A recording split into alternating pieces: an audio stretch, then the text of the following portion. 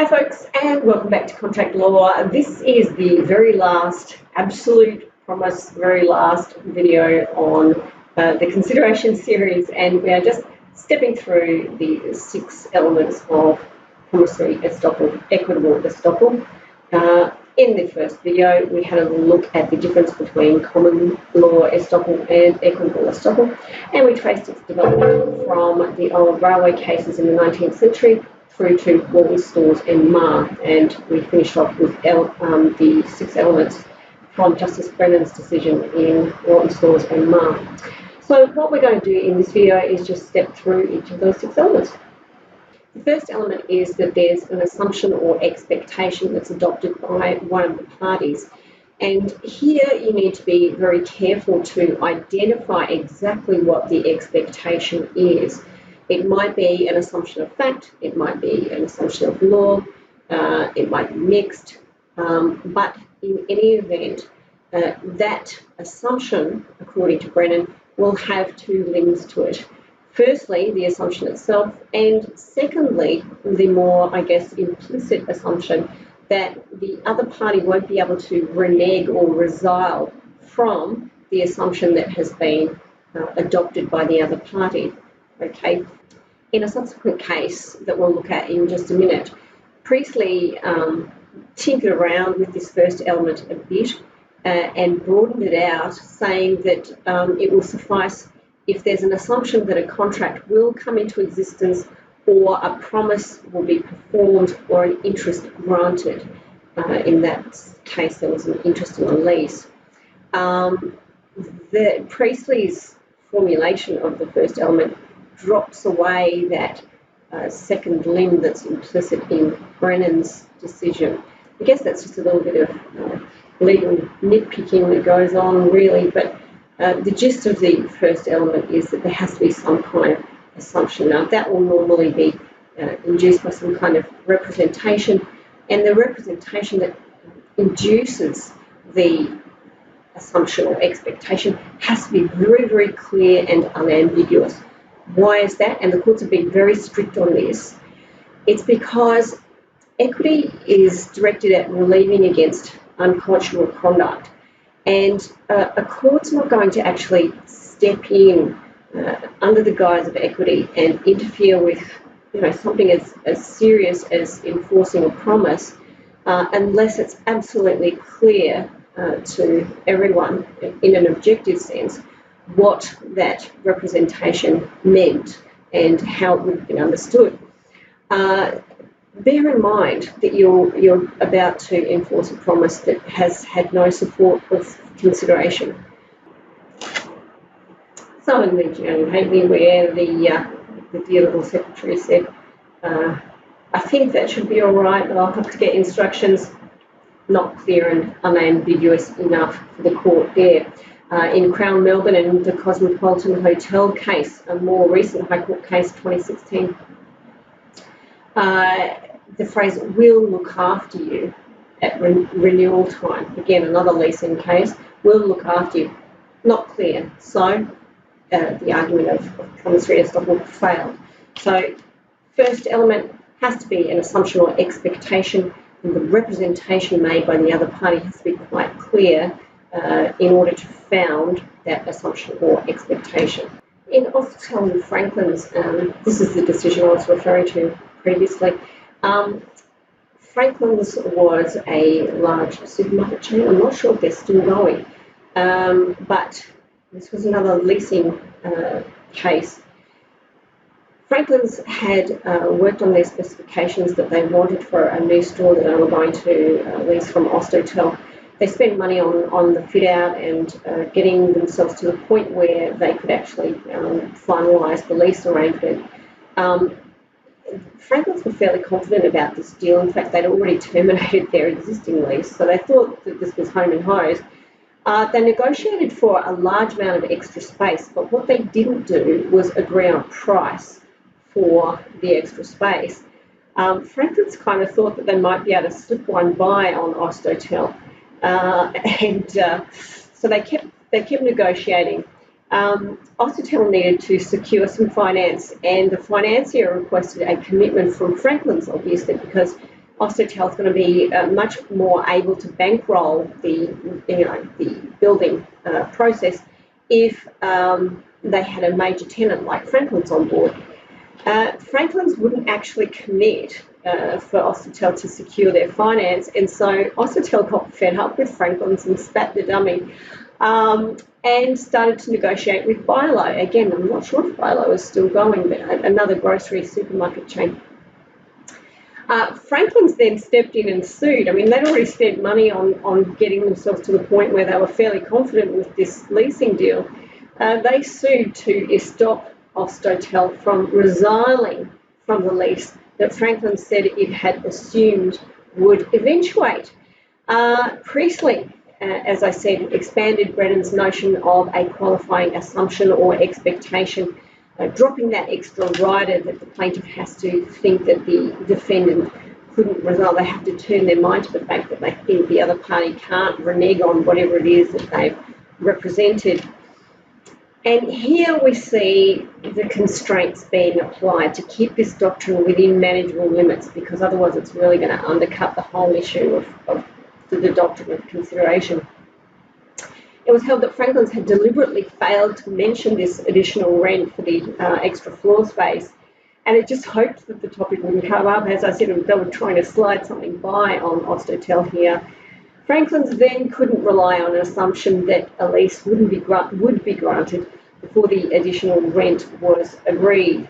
It had made this deliberate gamble, and unfortunately for them, they didn't win on that occasion. So Kirby and Rogers held that for a court to go ahead and actually write in for the parties what the lease should have been was a very, very serious affair, and it would constitute a full frontal assault on what is generally required to make an agreement. What they were saying was, if you let something like this go by as an example of promissory estoppel, you really would have the whole doctrine of consideration in tatters. Kirby said that courts shouldn't substitute lawyerly conscience for the hard-headed decisions of business people. Both Austertel and Franklin's had legal advice, and Franklin's had made a commercial decision to, as I said, roll the dice and try and slip this through on Austertel. It failed. They couldn't then turn around and argue estoppel. So that's element one. Element two is inducement. And this is really the link into equity and unconscionable conduct.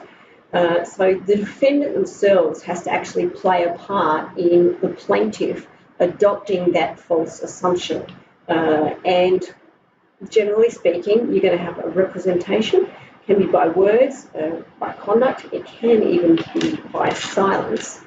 But it has to be, as you can see in the other little planet over here, it has to be an inducement by the defendant. So the plaintiff's wrong assumption has to be caused by the defendant and their representation.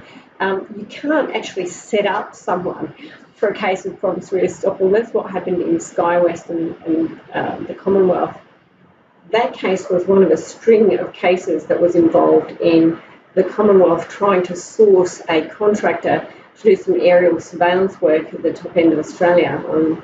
And they'd come to grief with an earlier contract with A-Man Aviation, and we'll look at that case in a later video series.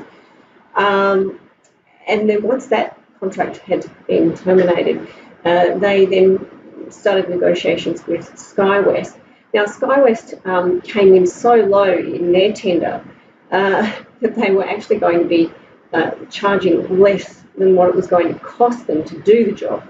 Part of the reason was because it would cost Skywest so much money to refit the planes to do the aerial surveillance work.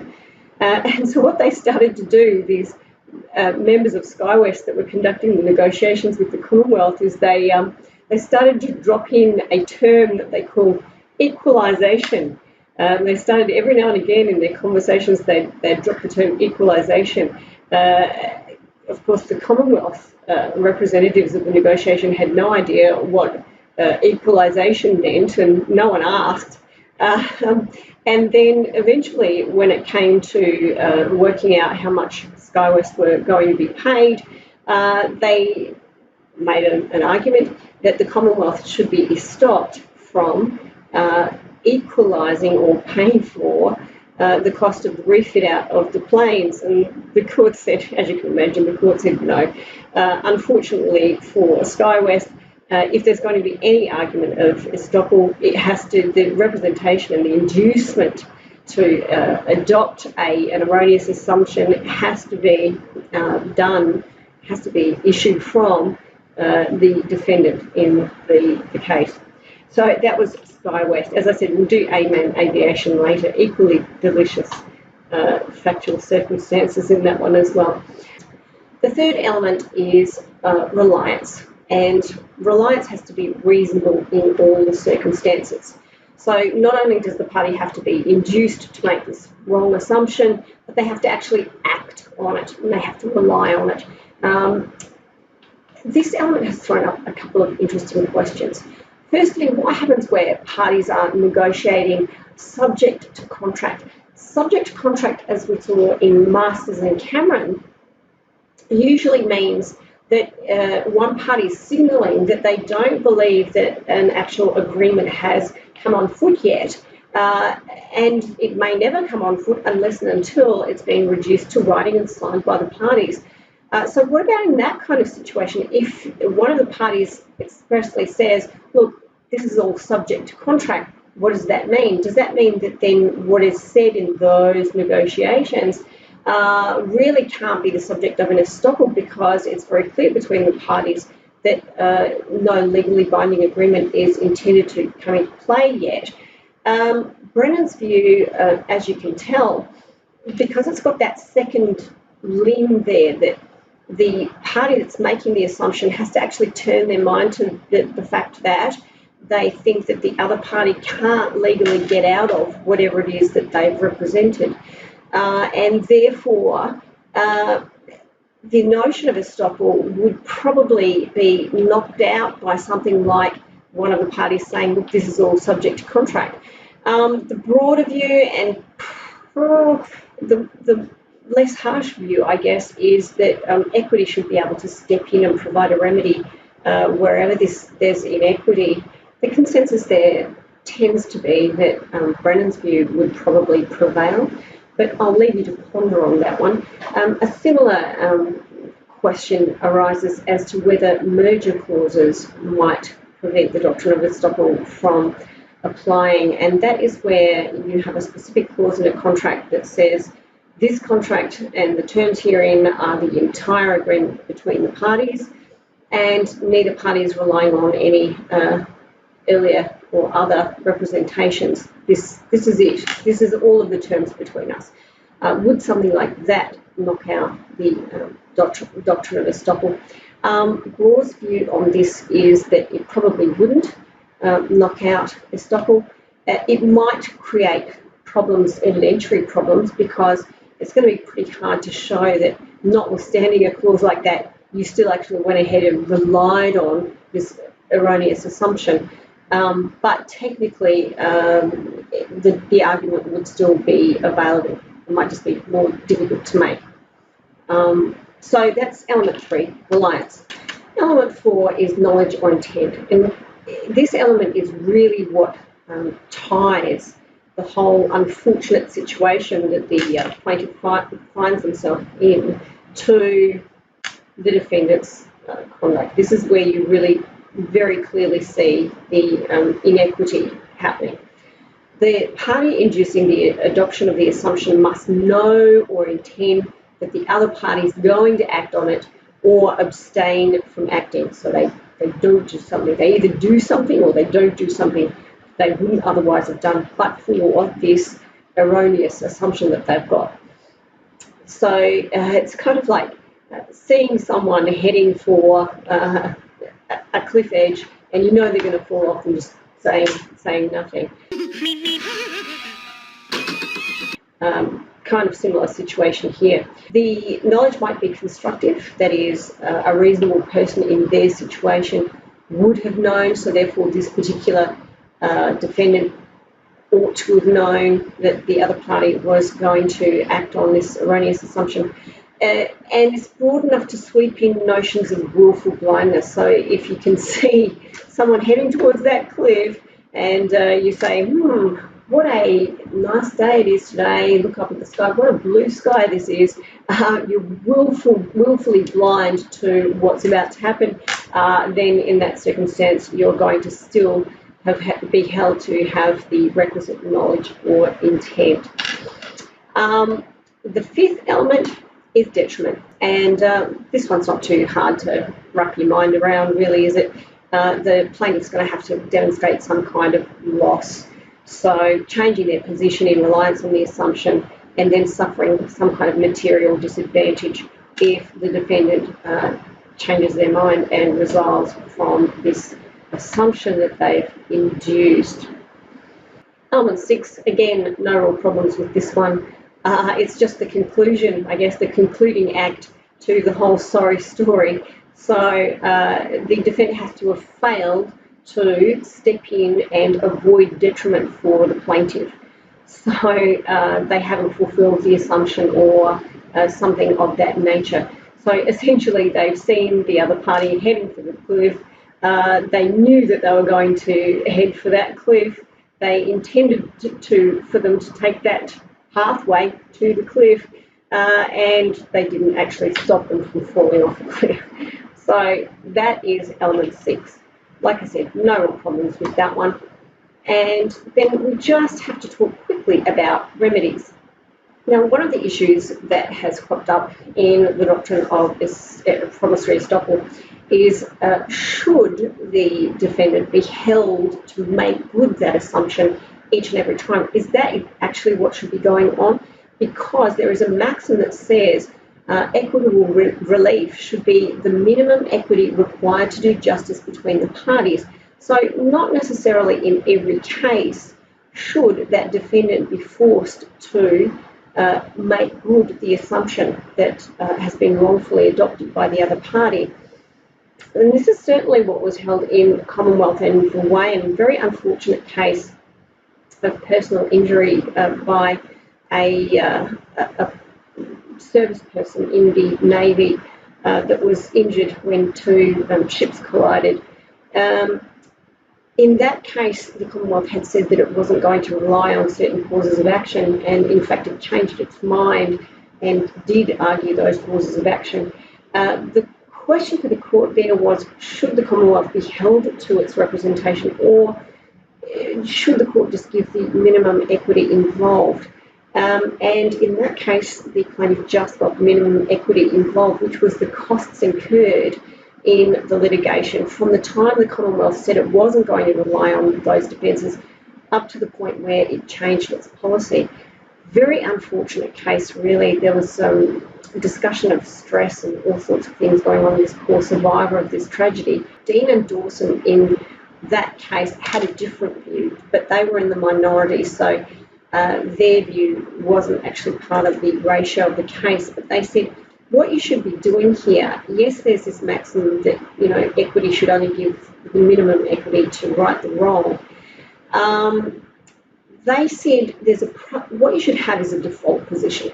The default position should be there's a prima facie entitlement to preventing departure from the assumption. The defendant shouldn't be allowed to go back on their word. But if that's going to cause injustice or some other real significant problem, then you know what, a lesser relief can be made available.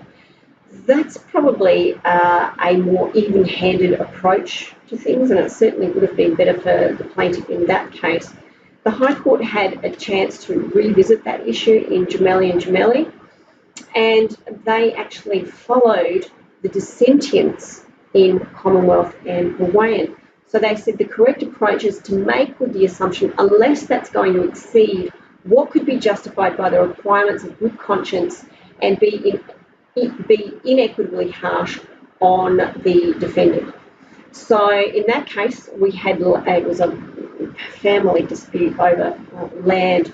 The land was not conveyed to the plaintiff, which is what they wanted, but they got the value of the land instead secured by a charge. So at least we have a bit of common sense prevailing, maybe not common sense, but I guess good conscience prevailing in the default position now as to remedies. And that is the notion of estoppel. And that is the end of our video series on consideration. Like I always say, guys, if you have any queries or questions, please don't be afraid. Reach out, email me, tweet me, whatever you like. Contact me on Teams, and I'm only too happy to chat with you. Hopefully I get to see you in a tutorial sometime soon. Other than that, thanks for watching. Bye, guys.